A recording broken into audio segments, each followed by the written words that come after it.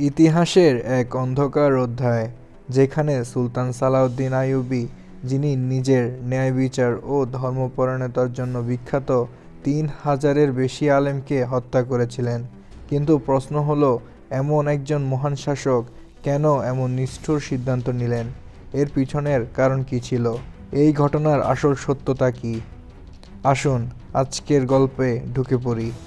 সালাউদ্দিন আইয়ুবী, যিনি ক্রুসেড যুদ্ধের মাধ্যমে মুসলিম বিশ্বের ঐক্য ফিরিয়ে এনেছিলেন, সেই শাসকের আমলে এই ঘটনাটি ঘটেছিল। তবে এই আলেমরা কি সত্যি ষড়যন্ত্রকারী ছিলেন, নাকি কোনো ভুল বুঝাবুঝির শিকার? তাদের বিরুদ্ধে অভিযোগ উঠেছিল যে তারা ইসলামী সাম্রাজ্যের স্থিতিশীলতা নষ্ট করতে চাইছিলেন। কিন্তু প্রশ্ন হলো, তারা কি সত্যিই দোষী ছিলেন? ইতিহাসবিদদের মতে এই আলেমদের মধ্যে কেউ কেউ সালাউদ্দিনের বিরুদ্ধে ষড়যন্ত্র করেছিলেন। বলা হয় তারা ইসলামী শাসনকে দুর্বল করতে বাইরের শত্রুদের সঙ্গে মিলে কাজ করছিলেন।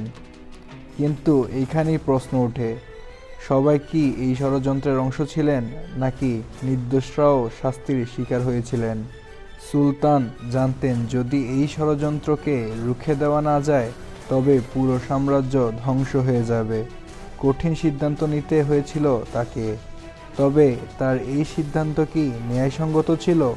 সালাউদ্দিনের সিদ্ধান্তের পেছনে কি কোনো ব্যক্তিগত শত্রুতা কাজ করছিল, নাকি এটি ছিল এক আবেগহীন কৌশলগত পদক্ষেপ?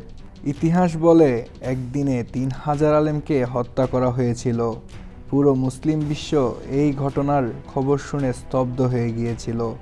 কিন্তু একটি অদ্ভুত প্রশ্ন থেকে যায়, যদি এই সিদ্ধান্তটি সঠিক হয়ে থাকে তবে কেন আজও এই ইতিহাস এক বিতর্কিত অধ্যায় হিসাবে থেকে গেছে?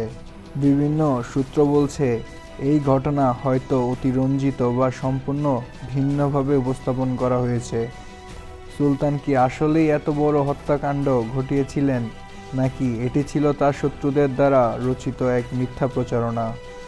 আপনার কি মনে হয়, সুলতানের সিদ্ধান্ত সঠিক ছিল, নাকি এটি ছিল ইতিহাসের একটি বড় ভুল? ইতিহাসের এই ঘটনা আমাদের অনেক প্রশ্নের মুখোমুখি করে।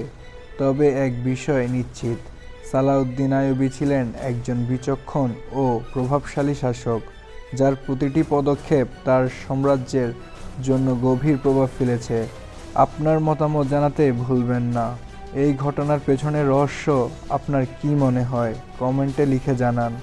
ভিডিওটি যদি আপনার ভালো লেগে থাকে তবে লাইক করুন, শেয়ার করুন এবং আমাদের চ্যানেলটি সাবস্ক্রাইব করুন। দেখা হবে পরের গল্পে।